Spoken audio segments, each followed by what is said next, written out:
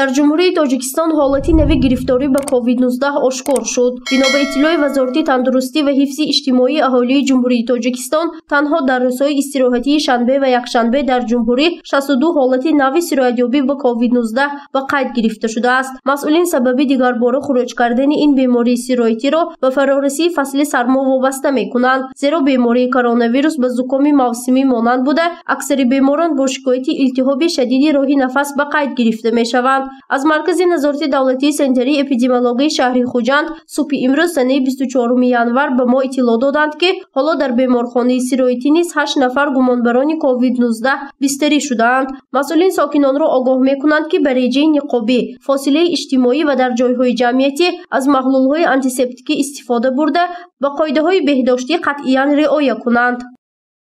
ба ҳар як шаҳрвандон ва меҳмонони Хуҷанди Бостонӣ гуфтаниям, ки ҳоло пандемия умуман дар Тоҷикистон ва берун аз Тоҷикистон давлатҳои хориҷа мавҷуд мебошад. Бояд ки ҳар як шахс бо ниқоб бояд гардад, фосилаи иҷтимоиро риоя кунад. Он маҳаллҳои безараргардонӣ бояд ки истифода баранд.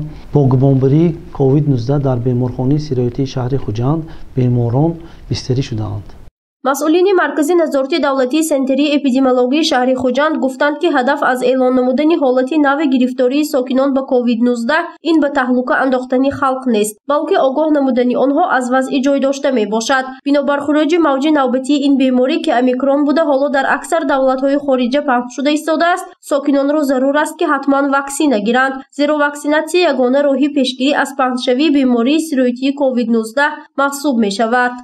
моҳои январ вобаста ба сардии ҳаво муроҷиати шаҳрвандон ба марказҳои саломатӣ оиди бемориҳои роҳи нафас, маслан дарди гулӯ, сулфа, таби баланд камтар зиёд гардидааст.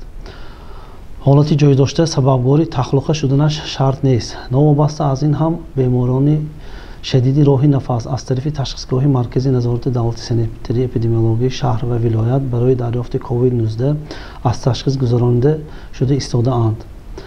аз тарафи намояндагони марказ дар ҳамаи суроғаҳои гумонбарӣ муоинаи эпидемиологӣ гузаронида барои дарёфти алоқамандон маҳдудияти 14 рӯза, яъне ки карантин мегӯем, ва корҳои безараргардонӣ гузаронида шуда истодааст.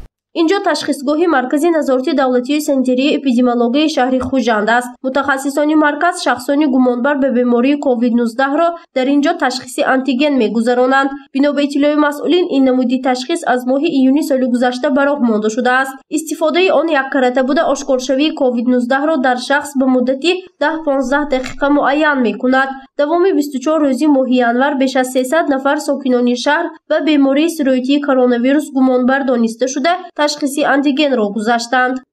одамое ки ҳамин худаша подозрение мекунад, ки одамое ки мо рафта ПЦР мегирем, ки аз поликлинико рафта ПЦР мегирад, ки аммо агар анализаш коид буродагар ҳамаҳои алоқамандоши мо мегирем. Масалан ҷои Кограш банк ба кор мекунад, ё маълимои ХГУ ё детсад ба кор мекунад, ё мактаб ба кор мекунад, мо ҳамаҳои рафта алоқамандои бо ҳамин тест антиген мегирем. Тест антиген ҳамин чиз ки экспресс тест бошад, мобайни 15 дақиқа ҷавобаш тасдиқ мешавад. Агар ҳамин эс дагирад агар ин контролни ин. Агар т дагирад агар уже ина код гуфтан мумкин, лекин ҳаминам код бурад агар мо сеану бояд бор ПЦР гифта барои ҳамин чиза 100% кадамба областной ССБ буда меспурим. Агар онҷам патоҷа кунад агар мо сони ҳамин одамба код гуфта метим.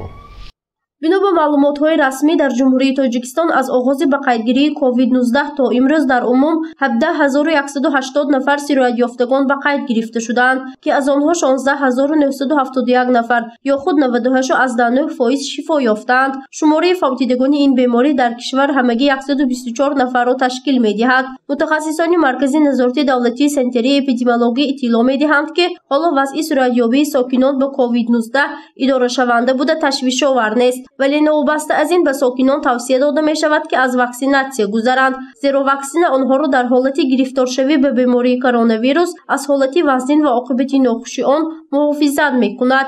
ягона роҳи наҷот аз ин беморӣ ин ваксинатсия арзёбӣ карда мешавад.